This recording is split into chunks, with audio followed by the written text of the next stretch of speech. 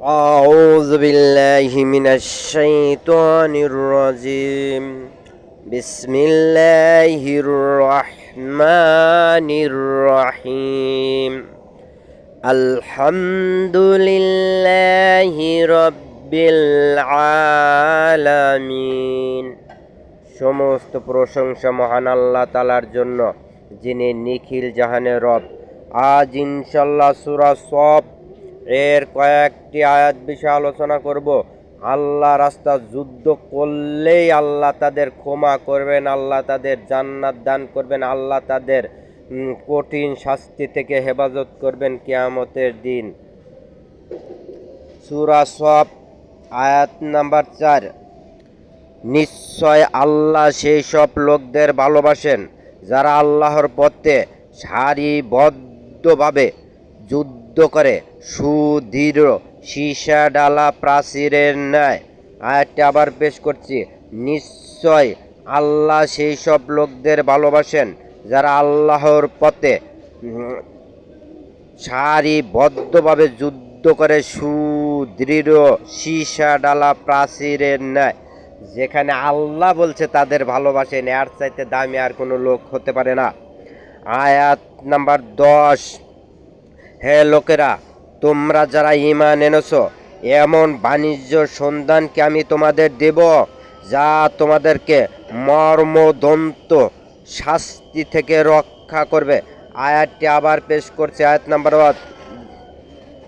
হে লোকেরা, তোমরা যারা ঈমান এনেছো, এমন বাণিজ্য সন্ধান কি আমি দিব তোমাদের জন্য যা তোমাদের মর্মদন্ত শাস্তি হতে রক্ষা করবেন। অর্থাৎ কিয়ামতের শাস্তি থেকে আল্লাহ রক্ষা করবেন, জাহান্নামের শাস্তি থেকে রক্ষা করবেন। এর মানে আল্লাহ রাস্তায় যুদ্ধ করলেই আল্লাহ তাদেরকে শাস্তি থেকে রক্ষা করবেন। আয়াত নাম্বার 11। তোমরা যারা ঈমান আনবে আল্লাহর উপর ও তার রাসূলের উপর, এবং আল্লাহর পথে তোমাদের জান ও মাল দিয়ে জিহাদ করবে, এটাই তোমাদের জন্য উত্তম যদি তোমরা বুঝো। আয়াত নাম্বার 11 আবার পেশ করছি। তোমরা ঈমান আনবে আল্লাহর উপর ও তার রাসূলের উপর, এবং আল্লাহর পথে তোমাদের জান ও মাল দিয়ে জিহাদ করবে, এটাই তোমাদের জন্য উত্তম যদি তোমরা বুঝো। মহান আল্লাহ তাআলা উত্তম বলেছেন আল্লাহ রাস্তায় জান ও মাল দিয়ে জিহাদ করা। অতএব এর চাইতে দামি আর কোনো কাজ হতে পারে না। আয়াত নাম্বার 12। তোমাদের পাপ ক্ষমা করবেন আর এমন জান্নাতে প্রবেশ করাবেন যার নিচ দিয়ে নহর সমূহ প্রবাহিত, আর চিরস্থায়ী আবাসস্থনের জান্নাতে উত্তম আবাস। এটা মহা সাফল্য। আয়াত নাম্বার 12 আবার পেশ করছি। তোমাদের পাপ ক্ষমা করবেন আর এমন জান্নাতে প্রবেশ করাবেন যার নিচ দিয়ে নহর সমূহ প্রবাহিত, আর চিরস্থায়ী অবস্থানের জান্নাতে উত্তম আবাস। এটা মহা সাফল্য। আল্লাহ রাস্তায় যুদ্ধ করলেই আল্লাহ তাকে জান্নাত দান করবেন, আল্লাহ তাকে ক্ষমা করবেন, আল্লাহ তাকে বিনিময় প্রদান করবেন, উত্তম আবাস দান করবেন। অতএব আমরা আমাদের শরীরের তাজা রক্ত দিয়ে কাফের, বেঈমান, মুশরিক, নিমক হারাম, ইসরাইল শয়তান, বেঞ্জামিন নেতানিয়াহু শয়তান, ইহুদি শয়তানদেরকে ধ্বংস করার জন্য, তাদের হত্যা করার জন্য, তাদের নির্মূল করার জন্য আল্লাহ রাস্তায় আমাদের অর্জিত সমস্ত জানমাল যার যতটুকু সম্ভব দিয়ে ওদের প্রতিহত করে, ওদের ধ্বংস করে, ওদের নির্মূল করে আল্লাহর জমিনে আল্লাহর দ্বীন প্রতিষ্ঠিত করব। এই দোয়া, এই কামনা আর এই আহ্বান জানাচ্ছি সকলের কাছে। আল্লাহ আপনি আমাদের দোয়া কবুল করেন। আয়াত নাম্বার 13। আর তোমাদের পছন্দনীয় আরও একটি অনুগ্রহ, তা হলো আল্লাহর পক্ষ হতে সাহায্য ও আসন্ন বিজয়।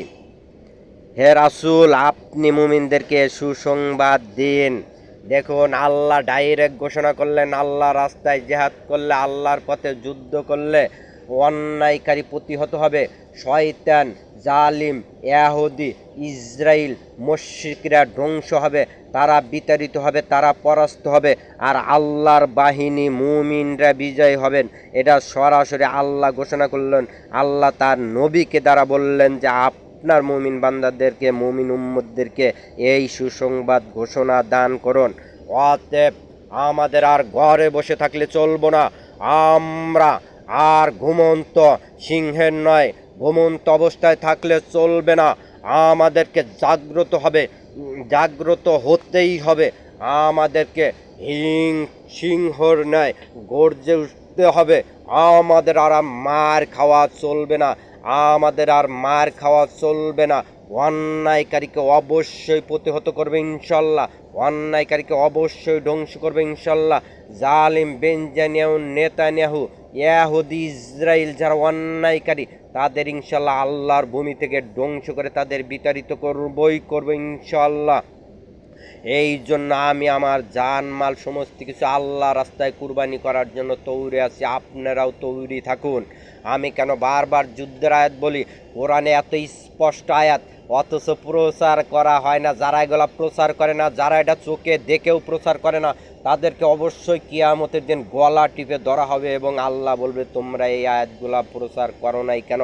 এটা কি কোরআনের অংশ না?